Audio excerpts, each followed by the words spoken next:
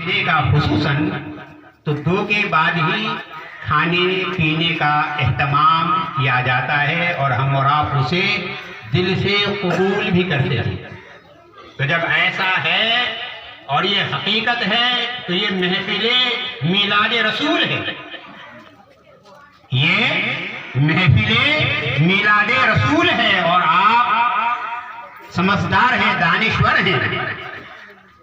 تو جب دنیاوی محفل کے لیے آپ اس چیز کو قبول کرتے ہیں تو اسے بھی قبول کرنا پڑتا ہے.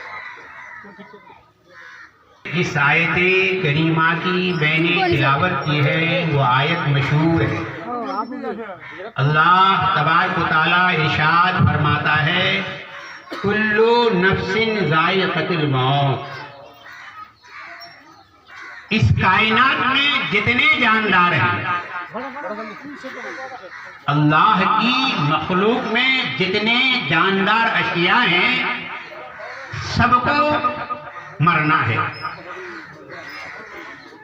ایک نہ ایک دن اس دنیا سے سب کو جانا ہے. ہر نفس سب کو ایک نہ ایک دن اس دنیا سے، جو فانی دنیا ہے، اسے جانا ہے.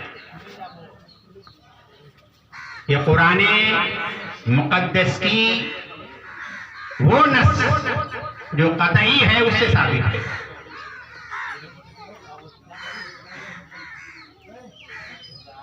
میں چونکہ عموماً عادتاً تدریسی لائن کا آدمی ہوں، یعنی پڑھنے پڑھانے کا میرا مشغلہ ہے شروع سے آخر تک.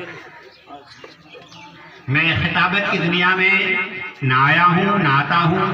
مجھ سے آپ جتنا پڑھوا لیں، جو پڑھوا لیں، الحمدللہ میں اس کا عادی ہو چکا ہوں. میرے استاد محترم اس ہندوستان کے مایہ ناز عالموں میں سے تھے، حضرت علامہ مولانا شمس العلماء مفتی غلام مصطفیٰ اشرفی رحمت اللہ تعالی علیہ، جو سرزمین کشیاری کے تھے. وقت آیا ہے تو تعارف کرا دوں، تقریریں تو آپ سنتے رہتے ہیں. میں فخر سے کہہ رہا ہوں اور یہ سچی حقیقت ہے، اللہ نے نعمت دی ہے تو اس کا اظہار کرنا چاہیے. میں فخر سے کہہ رہا ہوں کہ ہندوستان کے مایہ ناز مفتی، جسے تاج الشریعہ کہتے ہیں، دنیا جسے تاج الشریعہ کہتی ہے، اور ہندوستان کے سید علماء ان کے قدم کے دھول ہیں. مفتی اختر رضا خان ازہری صاحب، سرزمین بریلی کے رہنے والے، آج ان کا وصال پاک ہو چکا ہے. رب حقیقی سے جا کے مل چکے ہیں، مالک حقیقی کے ساتھ جا کے مل چکے ہیں. وہ کون تھے معلوم ہے؟ اس کو آپ تنقیدی نگاہ سے نہ جوڑیں، تعصب کی نگاہ سے نہ جوڑیں، حقیقت کی آئینہ نہ جوڑیں. وہ میرے استاد محترم کے شاگرد رشید تھے، جسے دنیا یاد کرتی ہے، جسے دنیا جانتی ہے، جسے دنیا پہچانتی ہے، جسے ہندوستان کے اکابرین علماء نے تسلیم کیا ہے اور آج کے موجودہ علماء تسلیم کر رہے ہیں. چاہے وہ سرزمین اشرفیہ کے علماء ہو، چاہے وہ سرزمین بریلی کے علماء ہو، چاہے وہ سرزمین جامعہ نعیمیہ کے علماء ہو، چاہے وہ سرزمین بنارس کے علماء ہو، سب اس بات کو مانتے ہیں کہ تاج الشریعہ اپنے آپ میں ایک ایسی ذات تھی جن کی عظمت کا شہرا پوری دنیا میں مشہور ہے. حضرات گرامی، آپ فخر کے قابل ہیں کہ آپ کے علاقے کے، آپ کے پڑوس کے ایسے عالم بھی گزرے ہیں. تو یہ بتانا میرے استاد محترم کے علمی وقار کو تھا، تقابل نہیں تھا. یہ تقابل ہرگز نہیں تھا. میں عالم کی حیثیت سے کہہ رہا ہوں یہ تقابل ہرگز نہیں ہے، یہ حقیقت کا اظہار ہے۔ کہتے ہیں نا گھر کی مرغی دال برابر۔ ایک بہت بڑے عالم، ایک بہت بڑے محقق، ایک بہت بڑے مفتی جسے علماء کا شمس کہا گیا ہے، وہ ذات آپ کے علاقے کی سرزمین کی، وہ ذات آپ کے علاقے ہی میں رہتی تھی، وہ ذات یہ آپ کے لیے اور ہمارے لیے باعث فخر ہے۔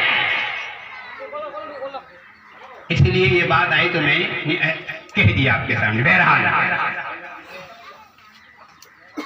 میرے سمدھی صاحب جن کا آج 40واں کا پروگرام ہے، ان کے باغ میں شکل اولاد کی شکل میں جتنے بھی پھول ہیں یعنی مولانا فیروز صاحب کے جتنے بھی برادران ہیں، خونی برادران، حقیقی برادران، یعنی میرے سمجھی کے باغ کے جتنے بھی پھول ہیں سب عمدہ ہیں، لیکن ان میں بہترین پھول، اس باغ کا عمدہ پھول مولانا فیروز عالم صاحب، اس لیے کہ یہ عالم ہے، یہ اس لیے عمدہ پھول ہے کہ عالم ہے، تو بحیثیت عالم اللہ اور اس کے رسول کے فرمان کے مطابق جو قرآن میں آیا ہے، احادیث کریمہ سے ثابت ہے، یہ عمدہ پھول کیا ہے؟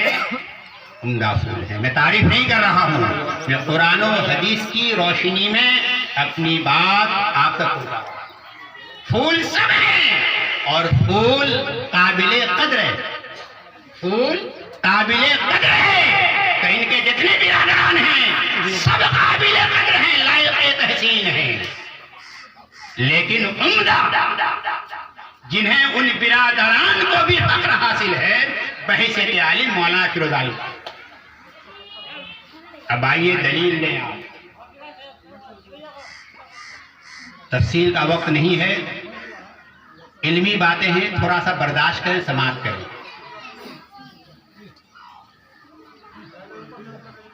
احادیث کریمہ سے ثابت ہے، حضرت علی المرتضی رضی اللہ تعالی عنہ، جنہیں داماد رسول کے نام سے دنیا جانتی اور پہچانتی ہے، وہ فرماتے ہیں غالباً یہ واقعہ میرات المناجی میں موجود ہے کہ نظام کائنات، یہ جو کائنات کا نظام ہے، یہ نظام کائنات جیسے یہ شامیانہ ہے نا، تو یہ شامیانہ اس کا قیام کس بنیاد پر ہے؟ کھمبے کی بنیاد پر ہے، ایک کھمبا ہے، دو کھمبا ہے، تین کھمبا ہے، چار کھمبا ہے، بظاہر جو بھی جتنے بھی کھمبے ہیں، تو شامیانہ کا قیام ان کھمبوں کی بنیاد پر ہے، ٹھیک ہے؟ اب مانتے ہیں اس بات کو؟ اب اگر ان کھمبوں کو گرا دیا جائے تو شامیانہ قائم رہے گا؟ نہیں رہے گا۔ معلوم ہوا شامیانہ کا قیام ان کھمبوں کی بنیاد پر ہے، بلا تشبیہ احادیث کریمہ سے ثابت ہے۔ یہ نظام کائنات، یہ دنیا کا نظام 4 شخصوں کی بنیاد پر قائم ہے۔ کتنے اشخاص کی بنیاد پر قائم ہے؟ 4 اشخاص کی بنیاد پر قائم ہے۔ اس طریقے سے ان کھمبوں کو گرا دیا جائے تو شامیانہ قائم نہیں ہو سکتا، بلا تشبیہ اسی طریقے سے ان 4 شخصوں کے وجود کو ختم کر دیا جائے، یہ نظام کائنات درم برم، یہ نظام کائنات درہم برہم ہو جائے گا۔ ان 4 میں سے میں 3 کی تفصیل کا تو بیان نہیں کر سکتا، صرف نام لوں گا، اور ایک کی تھوڑی بہت تفصیل کر دوں گا. نمبر 1 علماء. جو میں نے کہا نا میرے سمدھی کے باغ کے یہ جتنے پھول ہیں ان میں عمدہ پھول ہیں.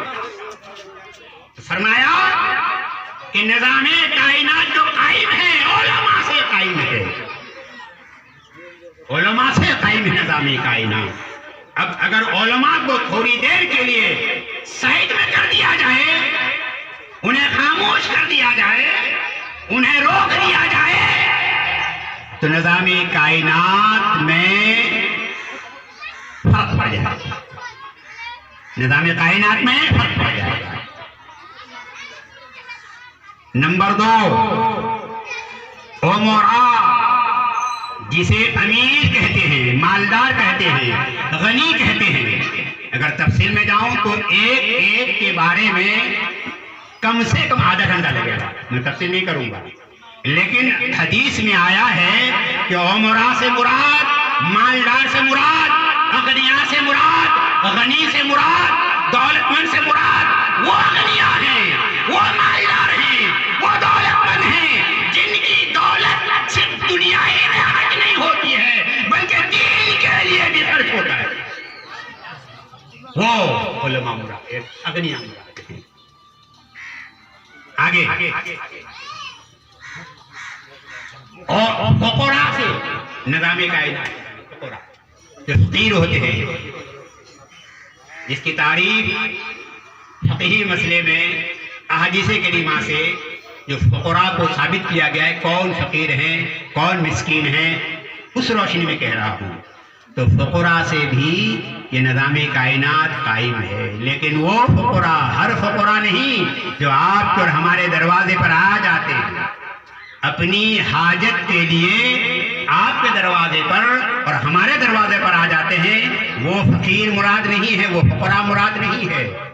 جب پوچھا گیا کون فقراء مراد ہیں تو حدیث میں آیا ہے کہ وہ فقراء مراد ہیں کہ جب اللہ کی نعمت ملتی ہے تو شکر ادا کرتے ہیں, اور جب اللہ کی نعمت نہیں ملتی ہے تو صبر کر کے بیٹھ جاتے ہیں.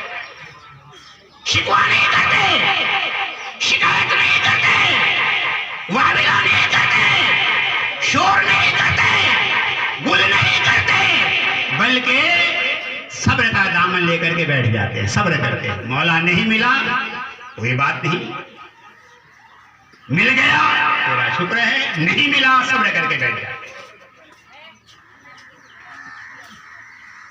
تو علماء, اغنیاء, فقراء, اسی طریقے سے اور بھی ہیں.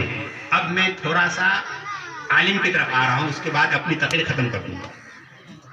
عالم موضوع وہی ہے, میں ہٹ نہیں رہا ہوں موضوع سے. میں نے کہا میرے سمدھی کے باغ کے جتنے پھول ہیں سب عمدہ ہیں, لائق احترام ہیں, لائق تعظیم ہیں, قابل احترام ہیں, لیکن بحیثیت عالم عمدہ پھول ہیں. اب آئیے جلدی جلدی سماعت کر لیں. حدیث شریف میں آیا ہے کہ جب میدان حشر قائم ہوگا تو ایک حاجی کو, الحمدللہ میرے سمدھی حاجی بھی تھے, انہیں حج کی سعادت بھی نصیب ہوئی, ایک حاجی کو اللہ تبارک و تعالی حج کے ذریعے, حج کی بنیاد پر, بیت اللہ کی زیارت کی بنیاد پر, کعبۃ اللہ کی زیارت کی بنیاد پر وہ مقام عطا فرمائے گا میدان حشر میں کہ ایک حاجی 60 ان افراد کی شفاعت کرے گا جس پر جہنم واجب ہو چکا ہے.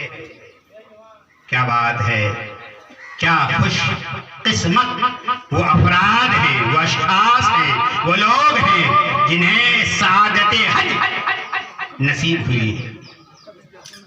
کتنے آدمی کی شفاعت کریں گے؟ بولیے 60 آدمی کی شفاعت کریں گے. اور کیسے افراد کی؟ جن پر قدرت کی طرف سے ان کے اعمال بد کی بنیاد پر جہنم واجب ہے. تفصیل میں نہیں جا رہا ہوں, آپ آگے بڑھیے. ایک شہید جنہوں نے کلمہ حق کی بلندی کے لیے اپنی جان کی قربانی دیا، اپنی گردن کٹایا ہے، اپنا خون بہایا ہے، اسے شہید کہتے ہیں۔ شہید کی تعریف الگ ہے، بہرحال ایک شہید کو وہ مقام حاصل ہوگا کہ میدان حشر میں اللہ تبارک و تعالی دنیا میں اسلام کے جھنڈے کو بلند کرنے کی خاطر، چونکہ انہوں نے دنیا میں اسلام کے جھنڈے کو بلند کیا، حق کی تبلیغ کی اور حق کی خاطر، اسلام کی خاطر، شریعت کی خاطر انہوں نے وقت آیا تو کفار و مشرکین سے کے مقابلے میں اپنی گردن کٹوانا بہتر سمجھا اور گردن کٹانا۔ تو اس شہید کو یہ پروانہ ملے گا، یہ سرٹیفکیٹ ملے گی کہ ایک شہید 70 جہنمیوں کو جہنم سے نکالنے کا اسے پروانہ، یعنی 70 اشخاص کی وہ شفاعت کرے گا، وہ اشخاص جن پر قدرت کی طرف سے ان کے اعمال بد کی بنیاد پر جہنم واجب ہے۔ نمبر 3، یہ ترتیب ضروری نہیں ہے، کچھ ہے۔ اب باری آئی علم دین کے تعلق سے، کس کے تعلق سے؟ علم دین کے تعلق سے۔ حضرات گرامی، صرف ڈاکٹر نہ بنائیں، ڈاکٹر بنانا اسلام میں جرم نہیں ہے معاذ اللہ، اسلام اس کی بھی اجازت مکمل طور پر دیتا ہے کہ آپ ڈاکٹر بنائیں، انجینئر بنائیں، آپ دنیاوی منصب کیونکہ انہوں نے اللہ کے کلام کو اپنے سینے میں محفوظ فرمایا ہے، تو اللہ تبارک و تعالیٰ ایک حافظ قرآن کو میدان حشر میں وہ مقام عطا فرمائے گا کہ 7 پشتوں کی شفاعت کا اسے پروانہ ملے گا۔ 7 خاندان، کتنے خاندان؟ 7 خاندان، یعنی 7 پشت۔ والدین کے ماں سوا ہے، والدین کو چھوڑ کر ہے مولانا صاحب، والدین کو چھوڑ کر کے ہے، یعنی والدین اشترا ہیں، ان کی تو کریں گے ہی۔ اللہ الصمد پوچھا گیا وہ افراد کیسے ہوں گے جو 7 خاندان کی شفاعت کرے گا ایک حافظ قرآن؟ فرمایا وہ بھی اسی زمرے میں شامل ہے جس پر جہنم واجب ہو چکا ہے۔ اللہ الصمد، یہ کوئی معمولی بات ہے؟ ہم اور آپ زبان سے کہہ دیتے ہیں، اگر اثر کر جائے تو سبحان اللہ، ہم اور آپ سوچ لیں، اس پر غور کر لیں تو بہت بڑی بات ہو جائے گی۔ تو ایک حافظ قرآن کو 7 پشتوں کی شفاعت کا میدان حشر میں علی الاعلان اللہ کی طرف سے اور اس کے رسول کی طرف سے انہیں ملے گا۔ تو حافظ قرآن کو اتنا بڑا مقام کیوں دیا جائے گا؟ معمولی بات ہے، اس حافظ قرآن کے سینے میں اللہ کا مقدس قرآن ہے، اور حدیث شریف میں آیا ہے کہ حافظ قرآن کا سینہ سڑتا نہیں نہ گلتا ہے۔ اللہ الصمد، جب اسے دفنا دیا جائے تو حدیث کی تشریحات کی روشنی میں وہاں بھی وہ محفوظ ہے۔ بظاہر جسم مردہ ہے، بظاہر جسم مردہ ہے، مٹی کے اندر کیا طاقت ہے، کیا انرجی ہے، کیا مجال ہے کہ جس کے سینے میں اللہ کا کلام محفوظ ہو جائے، جس کے سینے میں اللہ کا قرآن محفوظ ہو جائے، مٹی کے اندر طاقت ہے کہ اس کے سینے کو کھا لے۔ یہ حدیث شریف کا خلاصہ ہے۔ اب آئیے علماء کرام کی باری، موضوع سے منسلک ہے مولانا صاحب۔ علماء کرام کی جب باری آئی تو سبحان اللہ کہنا ہی کیا ہے، ہائے ہائے سبحان اللہ۔ وہ والدین، وہ افراد قابل صد احترام ہیں، لائق صد تحسین ہیں، جنہوں نے اپنی اولادوں میں سے کچھ کو حافظ قرآن یا عالم دین بنایا۔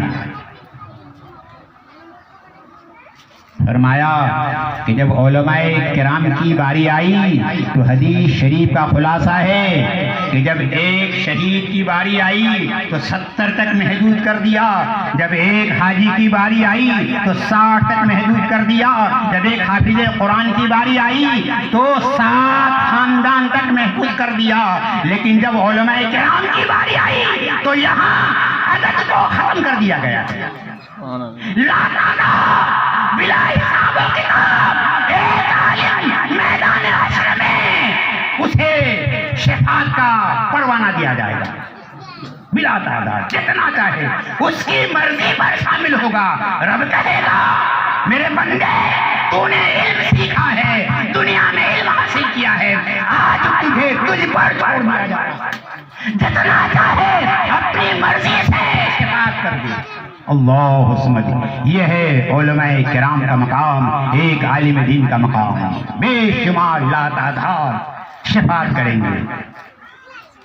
یہ ہے ایک عالم کا مقام، ایک عالم کا مرتبہ۔ میں بطور نصیحت و عبرت اور بطور واعظ یہ بات میں نے آپ تک پہنچائی، اس میں ہمارا ذاتی کوئی فائدہ نہیں ہے۔ حدیث شریف میں آیا ہے بلغوا انی ولو آیہ، تبلیغ کر دو، عوام تک پہنچا دو، اگرچہ ایک ہی آیت ہو، ایک ہی شرعی مسئلہ ہو، ایک ہی شرعی بات ہو، عوام تک پہنچا دو، یہ تمہاری ذمہ داری ہے۔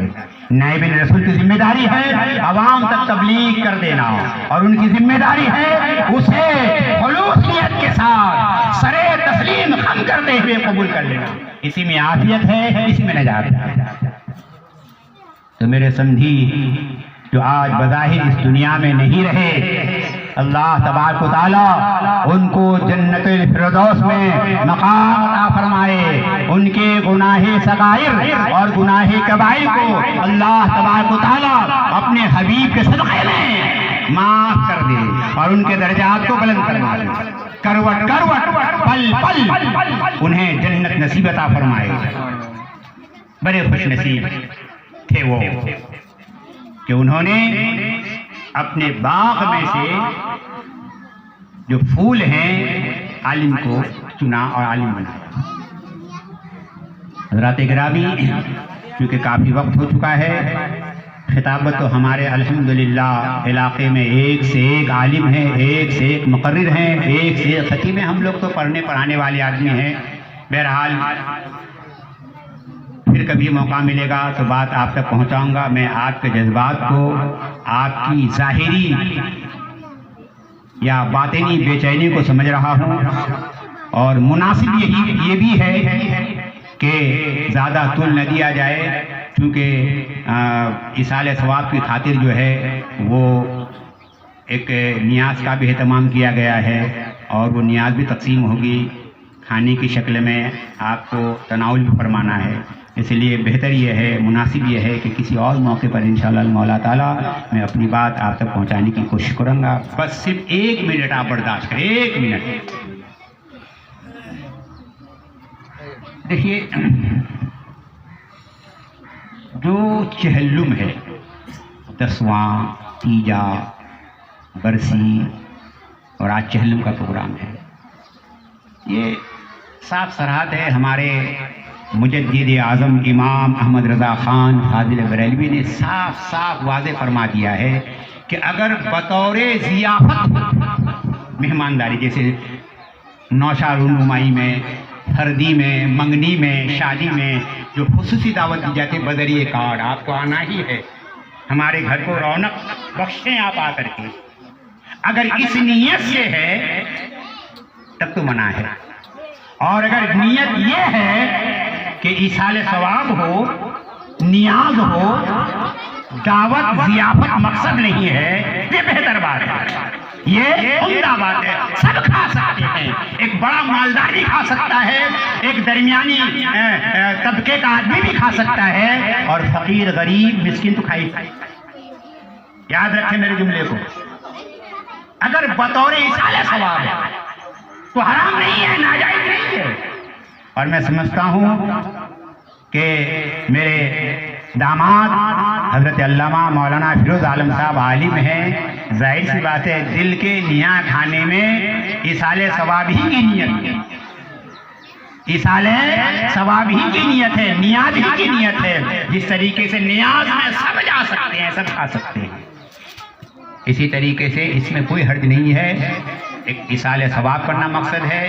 اسی نسبت سے اس محفل کا قیام عمل میں آیا ہے۔ میں میرے سمدھی مرحوم کے جملہ برادران اور خصوصاً مولانا فیروز عالم صاحب کو مبارکباد دے رہا ہوں کہ انہوں نے ایصال ثواب کی خاطر آج کے دن کو چنا، یعنی چہلم کے موقع کو چنا۔ یہ ہونا بھی چاہیے۔